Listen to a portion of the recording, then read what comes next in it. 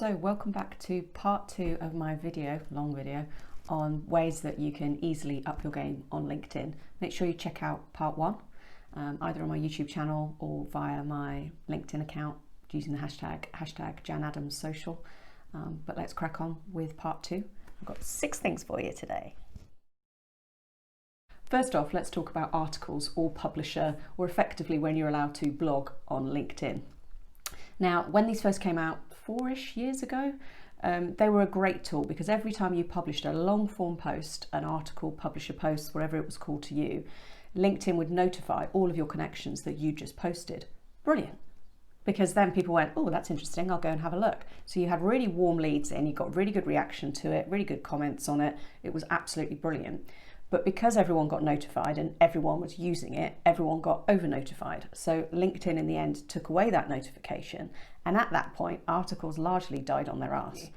Purely because now when you publish an article, you then have to publish a post that includes the article and people have to click on that article to read it. And God forbid any of us actually have to click anywhere and do anything. We're lazy, we're too busy. And so views on articles now have largely tanked and they're not so popular. That said, and given that you've got 1,200 characters to play with on your personal profile and 1,600 characters to play with on your company page profile, you can do longer form posts within a LinkedIn post itself. So articles have waned massively. That said, there may be a few reasons why you may still want to publish articles. So if you really want to improve your internal SEO, by that I mean you want to get loads more keywords within your profile, then articles are a great way to do that. So if someone's doing a keyword search on LinkedIn, which I covered in my last video, then if you've got lots of articles that have got lots of your industry keywords in, then there's more chance they're going to stumble across you. So it could still be worthwhile doing for that purpose. The other good thing about it, and again I talked about this in my last video, is that LinkedIn doesn't like you to put an external link within the body of the post anymore on LinkedIn. So articles, they don't penalise you for it. So if you've got something where you want to be pushing people to an external web link, or you've got multiple web links that you want to put in a post, then an article can be a really good way to do that and not get penalised by the algorithm. So that one's worth bearing in mind. And the other reason you might still want to use articles is if you've got a lot to say and you're struggling to get them into a normal size post, then articles are the place to do it. Where you're going to use articles like that, you really need to make sure you come up with a really compelling first sentence when you share that article. So that first sentence of the post, sharing the article, how are you going to hook people in to make them bothered enough to click on it and read the article? So really connect the dots on all of it. So articles do still have a use, but nowhere near as useful as they were some years ago. Next one's a really quick tip. If you're not using the featured section on your profile or you don't know what it is, then listen up. Go to your profile, to the right on your desktop, I should add, on your desktop or PC, go to your profile. Next to your name, you've got an add profile button. Click on that and it will show you all the additional sections you could add to your profile. One of them is called the featured section. Add that, because what that allows you to do, it sits around your about section, so near the top of your page. You can either tag your favorite posts that have had lots of interaction on, so demonstrates that you're an engager, that you know your stuff, positioning yourself as an expert.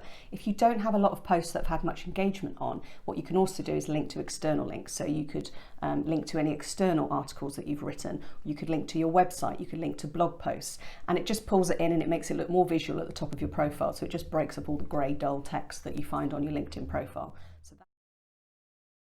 The next one, I have done a video about this before, so go and look back through my old videos, but connection etiquette.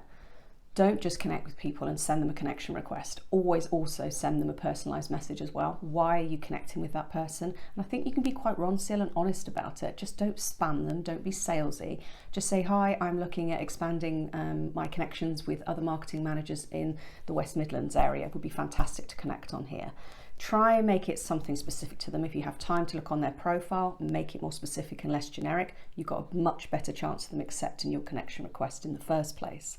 And conversely, when you accept a connection request from somebody, don't just accept it. Ask them, either say, oh, do you mind me asking why you connected with me? Oh, I see we're both in the same industry, great to connect. But send a message back, try and ask a question, because that will start a conversation. I've got clients from that who've been kind of thinking about social media but haven't quite pushed the button on it. Then they've connected with me, and then because I've gone back politely and just gone, gee, thanks for connecting with me, hope all's well, how are you, what's going on, whatever, you know, I don't put that, but whatever is just normal conversation for you, they've come back and they've said, oh yeah, actually we have been thinking about maybe improving our social media this year, could we maybe have a coffee, or would you come and meet us? And I've got clients from that, just by being human and just taking that opportunity to talk to somebody. So every connection request, one way or another, make use of being able to personalize a message or respond to somebody, ask a question. It will pay dividends for you. Company pages. I'm not going to talk about them here. I'm literally going to point you to another video that I've already done on whether you should be posting on your personal profile or your company page. But your company page does allow you a longer post format, 1600 characters, not 1200 like you get with your personal profile. And it seems that you can post as many times as you want on your company profile and the algorithm doesn't work against you. Whereas if you post lots and lots on your personal profile, the algorithm does work against you. So there's definitely value with company pages, just depends on your size of business. So go check out my video and learn more about how you can be maximizing your company page. What's the best time to post on LinkedIn? Guess what? It depends. Newsflash. It's not the first time I said that in a video, is it? It won't be the last. Yeah, it depends. Simple as that. Yes, there are times when people are more likely to be on LinkedIn. Depends on your audience, so make sure you understand your audience. Are they likely to be on it at 8:45 before they start work proper at 9?